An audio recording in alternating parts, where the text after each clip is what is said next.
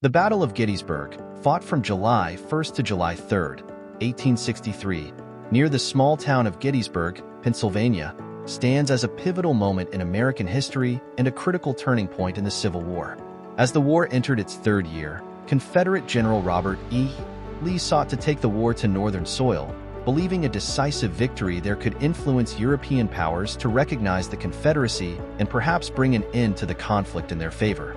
The battle began on July 1st, 1863, when Confederate forces clashed with Union cavalry under General John Buford outside Gettysburg.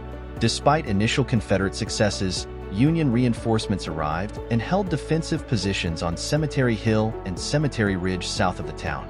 The first day ended with the Union retreating through Gettysburg to consolidate their forces on high ground, setting the stage for the intense battles that followed. On July 2nd, both armies fortified their positions.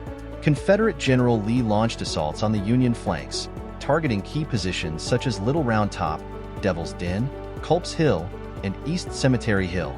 The fighting was brutal and often hand-to-hand, with Union troops under the command of General George G. Meade holding firm against repeated Confederate attacks. Despite near breakthroughs, particularly on the Union left, the defensive lines held. The climax of the battle came on July 3rd with Pickett's charge, a massive Confederate assault on the center of the Union line at Cemetery Ridge. General Lee ordered approximately 12,500 troops, mostly from General George Pickett's division, to charge across open ground towards entrenched Union positions. The charge was met with devastating artillery and rifle fire, resulting in immense Confederate casualties.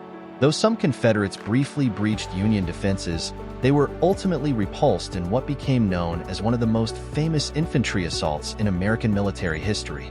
The Battle of Gettysburg resulted in an estimated 51,000 casualties, killed, wounded, and missing, making it the bloodiest battle of the Civil War.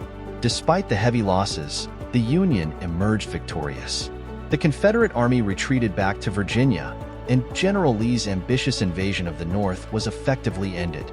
The battle's outcome bolstered Northern morale and dashed Confederate hopes of a quick resolution to the war on favorable terms.